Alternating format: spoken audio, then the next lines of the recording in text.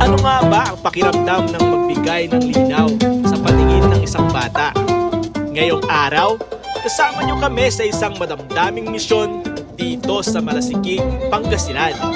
Tara, samahan nyo kami. Puno ng saya at pasasalamat ang ating Sight for the Kids Vision Screening sa pangunguna ng ating District Governor Josephine De Leon at ng Pangasinan Coast Lions Club. Mula sa mainit na pagtanggap sa Malimpok Elementary School hanggang sa mga batang punong-puno ng pag-asa sa Kanan, Pasima, Taloy at Alacan Gilig Elementary School. Tunay na nakakataba ng puso ang makitang masuri ang kanilang mga mata. Maraming salamat sa ating masipag na ophthalmologist at sa kanyang team, pati na rin ang mga supportive na principals, guro at mga magulang.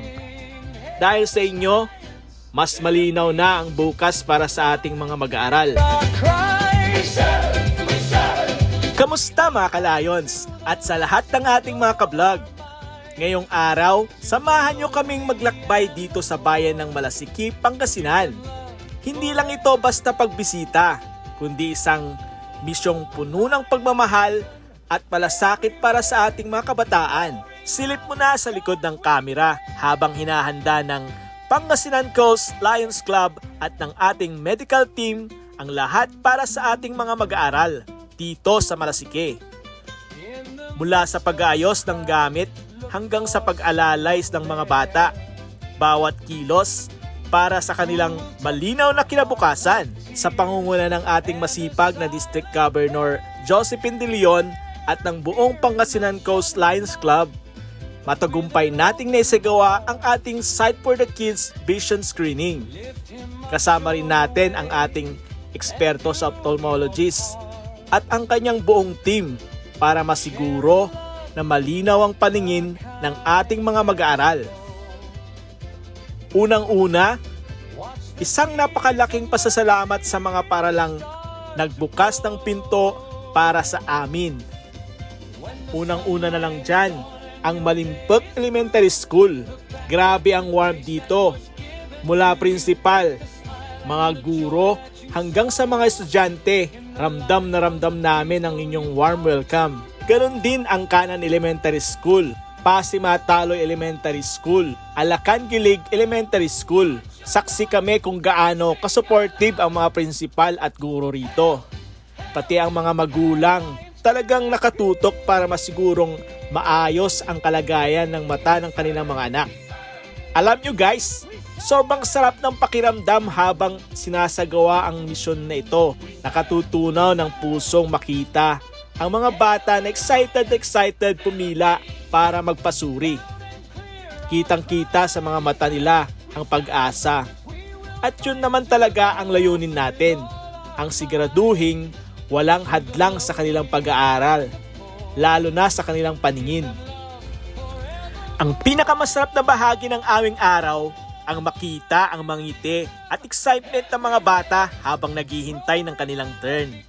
Nakaka-inspire makita kung gaano sila kapursigido na masuri ang kanilang mga paningin para sa kanilang pag-aaral.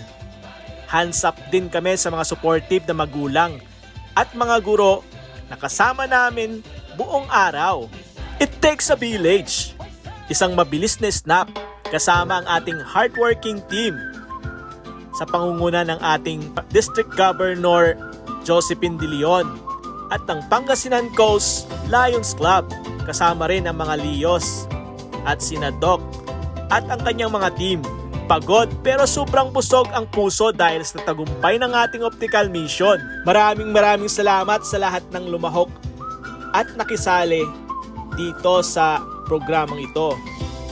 Kay Doc at sa kanyang buong team, salamat sa inyong dedikasyon sa pagsusuri ng bawat bata rito sa Malasikig, Pangasinan.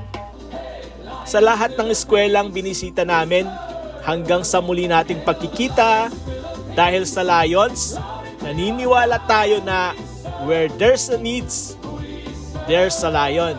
And we serve better together. Maraming salamat hanggang sa susunod na misyon. Don't forget to like and share our journey. Bye! All our rights to the lowly and the poor.